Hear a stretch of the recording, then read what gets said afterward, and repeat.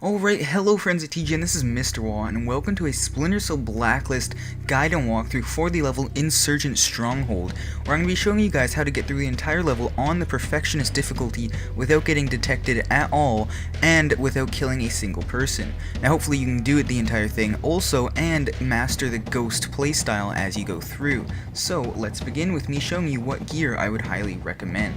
Now, I would definitely start off with the Tri-Rotor on any single level where you're trying to go through on a completely ghost run, because it is very useful for getting to enemies without them seeing you and being able to take them out. I would also make sure that you must have a crossbow. It is okay to use the stun gun, but the crossbows are much better if you have the tactical one or the normal one, which I'm going to be using in this. Also, sticky noisemakers can be very useful if you just need to move your enemies around so you can get around them. And also, the sleep gas is also very, very important. It's crucial because there's a lot of times when you need to take out too many people at the same time, and that is just the perfect time to do it, and it lets you do it from a good range.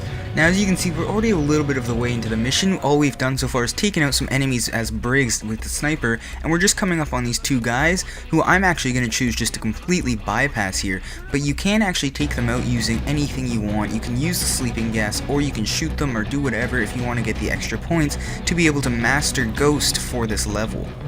Now, when you play through the level, the same thing won't happen every single time. You actually get different outcomes because the game's scripted differently, so things aren't the exact same, so you don't know what to expect. However, I did manage to just sit here and wait and completely bypass these guys, and you could probably do the same, or you can just try and figure out how you can kill one of them or both of them, and then we get up to the point where we have to do the Tri-Rotor and try and scan the guy's voice for a little bit, and we're just going to speed through this and get to the next part. Now, after you get through the Tri-Rotor scene, you can actually do the exact same route that I take and completely bypass every single enemy in this area. Now, first of all, I take out the Tri-Rotor right away once I climb over that wall to be able to see if this guy is going to come through the door or not, because sometimes he comes through and sometimes he doesn't. If he does, I shoot him. If he doesn't, you just completely ignore him, or you can take him out. It's up to you, really, if you want to get the extra points.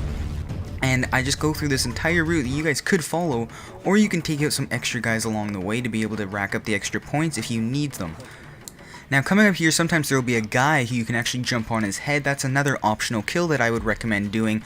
And all we're going to do, though, is just jump out this window because we don't see anyone there, and we can just climb all the way down and around to the next objective. You can take people out along the way for the extra points. Like I keep mentioning, if you need the extra points, go feel free ahead and go for it and take out anyone through the windows or shooting them. Just make sure you don't get detected as you do it, and we'll climb right up here into this next window where you'll be triggering a cutscene after you jump on this heavy's head.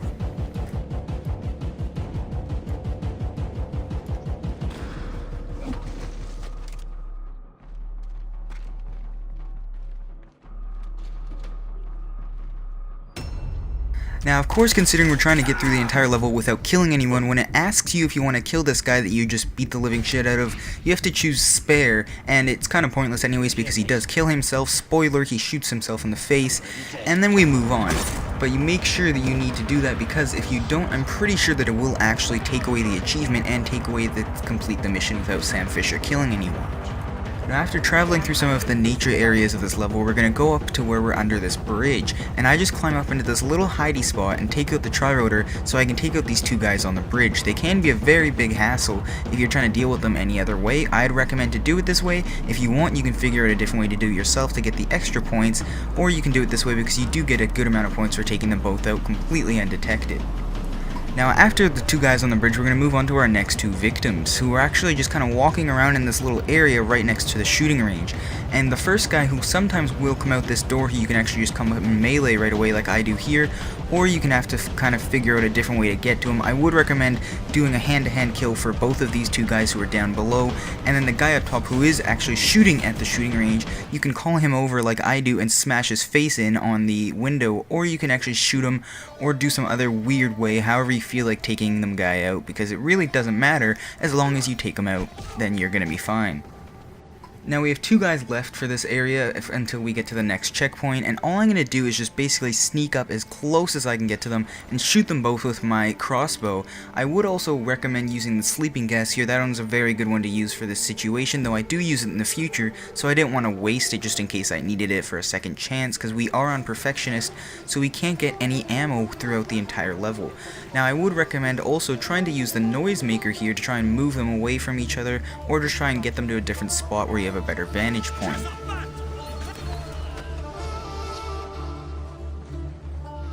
Now after traveling through some more tunnels, we'll end up right here, and this is a point where I say it's crucial to use the sleeping gas. I'd really recommend it here, because this dog can be a huge problem for any single situation that you try to go through. Dogs can really detect you from way too far away. It's kind of unfair, so if you take out both the dog and his little friend right beside him, right at the start with the sleeping gas, you should be fine to be able to move on to the next two guys. Now these next two guys always do something different, I find. Sometimes they'll be talking to each other, and then it's a little bit harder to get rid of them. Sometimes they'll do what they're doing here, where one of them's just kind of banging on the door, and they can actually just depart from each other, and you can take out one of them and leave the other one alone, which is what I do.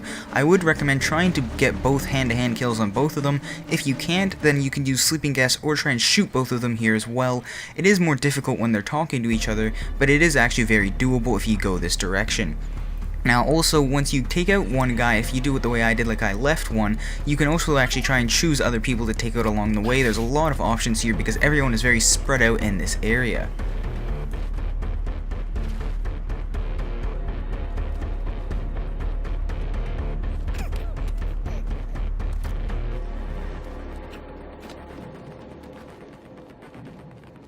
Now after just a couple more melee kills, we're going to travel through some more tunnels and we're going to end up right here. And first thing I do is just get to this cover and run straight to the building using the cover action.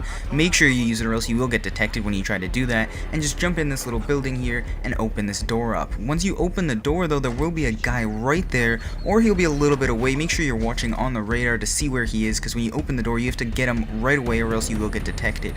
And then you can just move on through the entire level quite easily, taking people out and dodging them.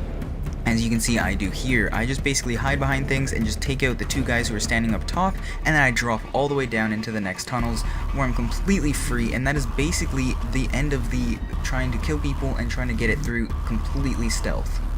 Now sometimes after taking these two guys out up here, we can actually have issues jumping down into the well. It depends on the situation you get. Sometimes the people will be looking directly at it and sometimes they won't. If they are, just make sure you're looking on the radar and use your Tri-Rotor or sleeping gas to try and take them out, or throw a Noisemaker. That's perfect for this situation, and you can just drop right down, get to the next cutscene, and you'll actually be done by that point. You're basically completely finished. We finished the entire thing all the way through Ghost without being detected and without killing anyone. I hope you guys enjoyed this, and I really hope that you are excited for next ones, because I will be doing this for every single level in the game, I'm hoping.